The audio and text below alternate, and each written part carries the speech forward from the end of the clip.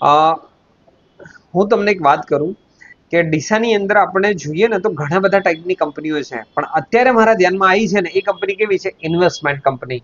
યાની કે જે બિઝનેસમેન હોય કે જેની પાસે પૈસા છે અને એ લોકોનું સારું ઇન્વેસ્ટમેન્ટ કરવું છે, તો ફાઇનાન્શિયલ ઇન્વેસ્ટમેન્ટ કંપની હોય છે.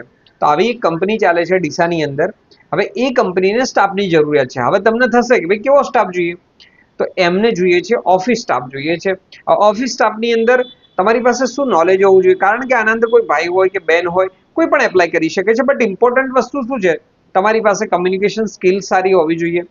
તમે એમના કસ્ટમર છે તો કસ્ટમર આવે છે તો એની સાથે વ્યવસ્થિત વાત કરી. હવે વાત કરી લીધા પછી પૂરું થતું નથી.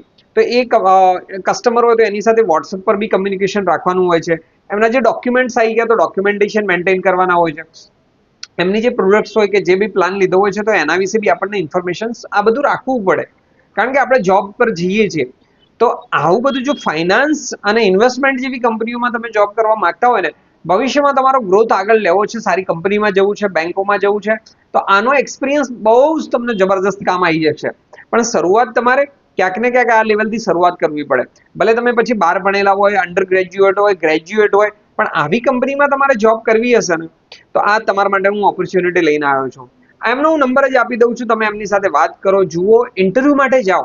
ફક્ત ફોન ઉપર એવું ના કે ભાઈ કેટલો પગાર આલશો, કંઈ નહીં થાય, આનું કોઈ જ સોલ્યુશન નથી. એ તમને ડાયરેક્ટ ત્યાંથી ઉડાડી જ નાખશે.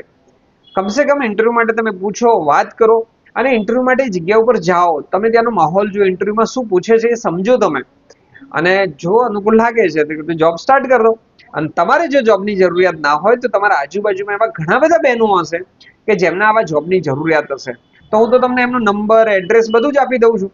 ત્યાં જઈ આવો, વાત કરી આવો, ઇન્ટરવ્યુ આપો. તમારે જરૂર ના હોય તો તમારા આજુબાજુમાં આ વિડીયો જરૂર શેર કરી દેજો, કારણ કે ડીસામાં જરૂરિયાત છે. તો મળીએ છીએ આપણે બીજા વિડીયોમાં બીજી જોબ સાથે. Thank you.